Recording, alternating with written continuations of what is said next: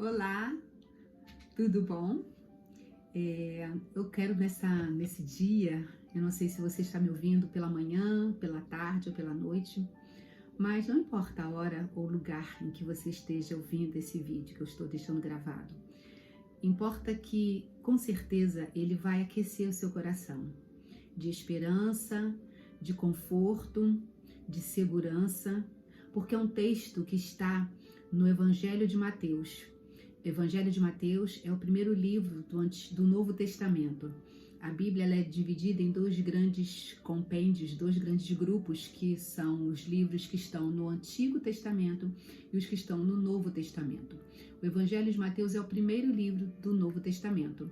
E essa palavra que eu quero compartilhar com vocês é um texto muito conhecido, chama-se o Sermão do Monte, muito ensinado, muito contracenado em filmes, em séries cristãs, é muito declamado em canções. E esse texto hoje, relendo esse texto mais uma vez, já passei os meus olhos muitas vezes por esse texto, e a beleza da Bíblia é exatamente essa. Você, por vezes, lê o mesmo verso, o mesmo capítulo, muitas vezes, mas cada vez que você vai ler aquele mesmo verso, ele te chega, te aquece, te chama a atenção de uma forma diferente. E a Bíblia é assim, é o único livro que a sua mensagem, ela se renova por anos, por décadas, por milênios. E por isso ela é tão atual, mesmo tendo sido escrita há mais de 2.000 anos atrás, né? Então eu quero ler para vocês o verso de Mateus, os primeiros versos do Evangelho de Mateus, capítulo 5, onde Jesus se assenta no monte. E ao se assentar no monte, o texto diz que as pessoas se aproximaram dele, né? Aproximaram-se os seus discípulos. Jesus, ele tinha por primazia, né? Por objetivo ensinar as pessoas, orientar as pessoas, trazer uma palavra de paz e conforto. E eu lendo esse texto de Mateus hoje pela manhã, eu me vi assentada, consegui me transpor para esse tempo ali assentada junto com os discípulos ali, ouvindo essas palavras da boca do Mestre. Que privilégio, que oportunidade ímpar esses homens tiveram, esses homens e mulheres tiveram. Muitas mulheres também seguiam a Jesus. E o texto começa dizendo, do verso 3 assim: bem-aventurados humildes de espírito, porque deles é o reino dos céus. Bem-aventurados os que choram, porque serão consolados. Bem-aventurados os mansos, porque herdarão a terra. Bem-aventurados que têm fome e sede de justiça, porque serão fartos. Bem-aventurados misericordiosos, porque alcançarão misericórdia. Bem-aventurados limpos de coração, porque verão a Deus. Bem-aventurados os pacificadores, porque serão chamados filhos de Deus. Bem-aventurados perseguidos por causa da justiça, porque deles é o reino dos céus. Bem-aventurados sois quando por minha causa vos injuriarem e vos perseguirem e mentindo disserem todo mal contra vós. Regozijai-vos e exultai, porque é grande o vosso galardão nos céus, pois assim perseguiram os profetas que vieram antes de vós. Eu imagino que Jesus ali estava, com certeza, aquecendo de esperança, de fé e perseverança o coração daquelas pessoas. Porque não diferente daqueles homens e mulheres que estavam ali assentados ao redor de Jesus, eles estavam cansados de ver na sociedade em que eles viviam, que eles ali estavam inseridos, muita injustiça, muita falta de amor, falta de empatia, perseguição. Você esteja certa de que aqueles discípulos que estavam ouvindo aquelas sábias palavras de Jesus, eles não tinham uma vida diferente da vida que eu e você temos hoje. A diferença, né? Grande diferença é que eles tinham ali em corpo o Mestre diante deles. Eles podiam, após ouvir essa palavra, abraçar e ficar agarradinho com Jesus ali por um bom tempo. Nós fazemos isso, sim, fazemos em espírito, porque hoje o nosso Senhor Jesus, ele está dentro de nós. E por isso, quando eu leio essa palavra, eu me sinto assentada naquele monte, junto com aqueles discípulos, bebendo essas palavras de sabedoria. E eu quero refletir sobre esse texto com vocês hoje, nesse momento com vocês. No verso 13 ele diz: bem-aventurado os humildes, ou seja, aqueles espiritualmente pobres, ou seja, aquelas pessoas que não estão vestidas de sabedoria humana, de santidade acima de tudo e de todos, não. Eram pessoas espiritualmente pobres, pessoas que tinham uma crença em Deus, na sua palavra, naquilo que ele ensinava, mas com muita humildade, não se colocavam no pedestal de eu sou santo, eu não peco, eu não sou um pecador. Não. O humilde, o espiritualmente pobre é aquele que reconhece todos os dias que precisa, que carece da misericórdia de Deus, porque todos nós somos pecadores. Em outro texto, o Senhor Jesus vai falar: todos pecaram. Todos pecaram, a palavra vai nos dizer que todos nós, por algum momento da nossa vida, e na verdade nós somos pecadores que pecam todos os dias. A única coisa que nos diferencia de um pecador, que sem chance, é aquele que não reconhece que é pecador. E a Bíblia diz, quando você diz que não peca, você está se tornando mentiroso, porque é impossível não pecar, é impossível não tropeçar nas nossas falhas e fraquezas. E Jesus está falando: bem-aventurados, humildes de espírito, aquele que reconhece que é pecador, que precisa, que carece da misericórdia de Deus. Para essas pessoas está reservado o reino de Deus. E ele continua: bem-aventurados os que choram, porque eles serão consolados. Eu não sei se hoje você tem motivos para chorar, eu não sei se hoje o seu coração, a sua alma está abatida, está em sofrimento, se algo lhe faz chorar no dia de hoje. Tem uma palavra de Jesus para mim e para você nesse dia. Ele diz: bem-aventurados os que choram, porque serão consolados. Talvez você esteja chorando por uma perda, por uma injustiça, por uma situação difícil, por uma enfermidade. Escuta o que Jesus está te dizendo. Isso vai ter fim. Nada é para sempre. Ele está prometendo a você que você será consolada quando você chora aos pés de Jesus, quando você chora buscando conforto em Jesus. Verso 5 ele diz: bem-aventurados os mansos, porque eles herdarão o reino dos céus. As pessoas simples, as pessoas humildes, essas pessoas humildes, mansas, que andam em retidão, que procuram viver uma vida digna, uma vida honesta. Essas pessoas, para estas pessoas está reservado o reino, a terra, herdarão a terra. Verso 5 diz que os mansos herdarão a terra, uma terra transformada, uma terra purificada. 6 diz assim: bem-aventurados que têm fome e sede de justiça. Ei, quantas injustiças nós estamos vivendo nesses nossos dias. E não eram diferentes dos dias dos discípulos de Jesus que estavam assentados junto a ele naquele monte. Já haviam injustiças, já haviam maldades, já haviam engano, pessoas de coração duro que, agem para enganar, para prejudicar, que tramam, que forjam situações para enganar outros. Se prevalecer da boa vontade, da inocência de pessoas para tirar vantagem. Naquele tempo os discípulos já viviam isso, e por isso Jesus estava dando a eles essa palavra para consolá-los. E Jesus dizia: bem-aventurados que têm fome e sede de justiça, porque eles serão fartos. Eles serão fartos da justiça de Deus. Haverá um tempo que a justiça de Deus vai imperar, sobre a terra, sobre tudo. E ele continua: bem-aventurados misericordiosos. Verso 7, ele fala que os misericordiosos é aquela pessoa que tem misericórdia, que se compadece da fragilidade, da dor do outro, que é empático.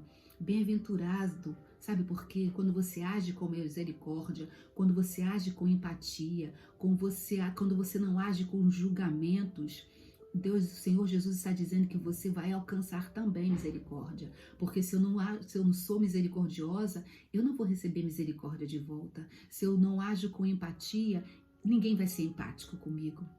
Então Jesus está dizendo, tem uma palavra de conforto para você. Não desista. Às vezes a gente quer até desistir, né? Não, gente, eu tô cansada de agir, sabe? Com empatia, com misericórdia, de compaixão, mas não é isso que tá vindo de volta para mim, porque você, na verdade, tá com a expectativa errada. As pessoas vão falhar com você, as pessoas vão talvez te julgar, sabe, de forma cruel, mas Jesus, o mestre, aquele que tem sim autoridade para prometer alguma coisa para mim e para você, ele está dizendo, bem-aventurados os misericordiosos, porque eles alcançarão a misericórdia. E a misericórdia maior que o desejo é a misericórdia de Deus, porque a misericórdia de Deus é a causa de eu não ser consumida. Bem-aventurados os limpos de coração, porque verão a Deus. Você se lembra quando Jesus disse, deixai vir as minhas criancinhas, porque delas é o reino dos céus? Criança é símbolo de pureza, símbolo de inocência, né? É o retrato da inocência, é o retrato da pureza. Então Jesus está falando aqui no Sermão da Montanha, bem-aventurados os limpos, os puros de coração, aquele que tem um coração inocente, sem maldade, sabe? Esses verão a Deus, porque sem santidade, sem pureza, sem limpeza, sem inocência, ninguém verá a Deus. Sem santidade, a santidade é um coração puro, é um coração limpo. A santidade não está na roupa que você veste, no tipo de cabelo que você usa, no adorno que você deixa de usar ou não. A santidade está na pureza do seu coração. Sabe, no se afastar das coisas erradas, em deixar o pecado, em guardar a sua boca, de não falar mal contra ninguém, não desejar mal, não julgar ninguém. Aí está a santidade de coração, aí está a limpeza, a pureza, a inocência no coração. E Jesus diz para nós e para os seus discípulos, nós somos discípulos, bem-aventurados, limpos de coração, porque esses verão a Deus. Bem-aventurados pacificadores, chega de guerra, chega de briga, chega de contenda, chega de confusão.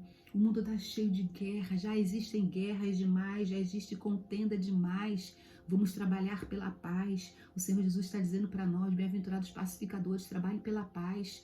Tem uma palavra de paz, tem uma palavra de coragem, não tenha palavras de acusação, de revidar, de mágoa. Que o nosso coração seja um coração perdoador, que o nosso coração seja um coração limpo, leve, que a nossa consciência esteja pura, esteja limpa diante de Deus, porque para nós, os pacificadores, ele diz, vocês serão chamados filhos de Deus. Por quê? Porque o Filho de Deus, Jesus, ele veio trazer a paz, ele é chamado em Isaías de príncipe da paz. Então, se as minhas ações, se eu estou trabalhando pela paz, eu estou me assemelhando ao príncipe da paz, eu estou trabalhando com ele. Jesus está nos chamando para trabalharmos com ele. Esse sermão aqui, para nós, é um convite de Jesus para nós agirmos como ele agiu, porque aí você vai estar trabalhando com Jesus e não contra Jesus, contra o evangelho, contra aquilo que ele acredita, que ele, sabe, deixou para nós como princípio, como regra. Ele diz, eu vim para que tenham vida e a tenham com abundância. Eu vim para que vocês vivam em paz. Eu vivo não em guerra, não em dissensão, não, sabe, em discórdia, mas eu vim trazer a unidade, eu vim trazer a coesão. E aí Jesus vem quebrando todos os paradigmas de separação, sabe, de proibições. Ele vem jogando tudo por terra e falando, isso não é o mais importante. O mais importante é eu ter um coração manso, é trabalhar pela paz, é ter misericórdia, sabe, é ser humilde, não ser se julgar santo demais, mas ter um coração, sabe, humilde, que deseja, que espera a compaixão e o perdão de Deus, que necessita do perdão de Deus todos os dias. E ele continua no 10, bem-aventurados perseguidos por causa da justiça. Se você agir, se você for de fato um cristão, um seguidor de Cristo, porque cristão é aquele que é discípulo, é aquele que crê no evangelho, no cristianismo. E essa é a regra do cristianismo. A Bíblia, ela traz para nós o que é o cristianismo. Se você segue a Cristo, se você é um leitor e praticante da Bíblia, você é um cristão. Então, você certamente será perseguido por defender a verdade que Cristo prega. Bem-aventurados os perseguidos, porque por causa da justiça, porque deles é o reino dos céus. Não tenha medo de viver a justiça, de lutar pela justiça, de pregar pela justiça. Não tenha medo de se posicionar pela justiça, pelo que Cristo deixou para nós fazermos. Aqui, esse capítulo de Mateus, ele é uma carta de orientação para nós cristãos. E hoje, nós estamos vivendo um tempo em que os cristãos estão em lados opostos. Por que será?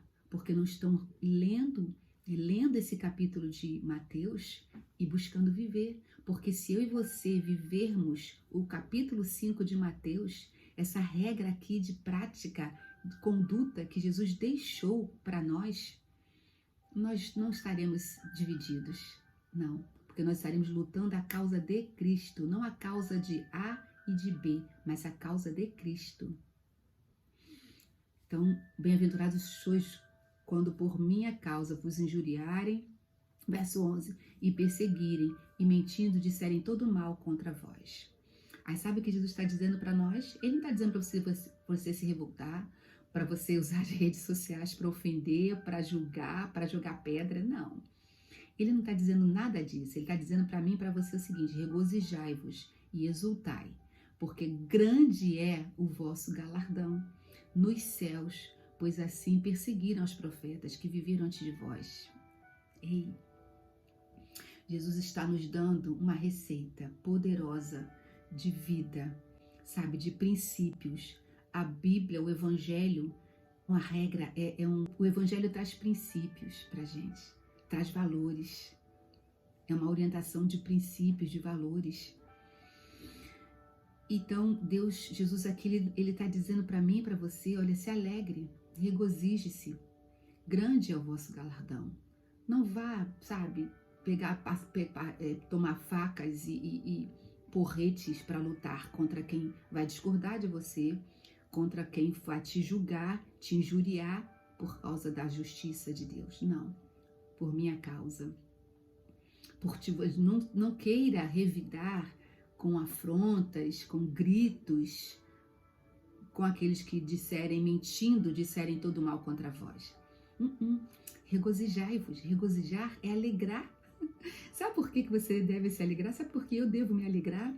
Porque se isso acontecer, é porque nós estamos falando a verdade. Nós estamos falando o Evangelho de Jesus. E Jesus, ele veio para confrontar.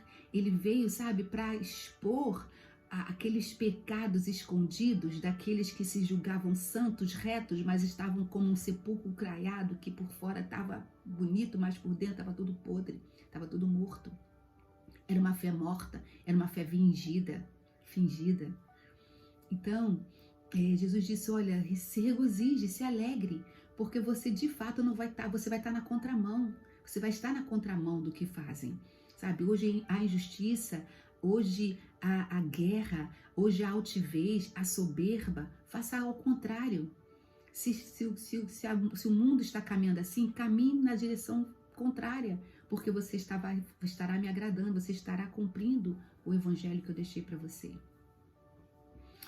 Eu não quero me alongar mais, para que você não se canse de me ouvir e não assista esse vídeo até o final. Eu quero que você tenha assistido o vídeo até o final. Se você gostou dessa mensagem, curte aqui, né, como dizem, compartilha com alguém e comenta aqui se eu devo continuar aqui compartilhando os meus devocionais com você aqui no meu canal. Se inscreva aqui no meu canal, ativa o sininho, porque eu estarei aqui postando sempre uma palavra. E eu gosto de compartilhar aquilo que primeiro queima no meu coração. Eu não vou vir aqui compartilhar uma palavra por compartilhar, só para ter um vídeo aqui, não. Eu não estou em busca de seguidores, eu estou em busca daqueles que querem multiplicar uma mensagem de paz e de esperança. Bem-aventurados sois vós, se assim agirem. Que Deus abençoe. Um bom dia para você. Obrigada por assistir até o final.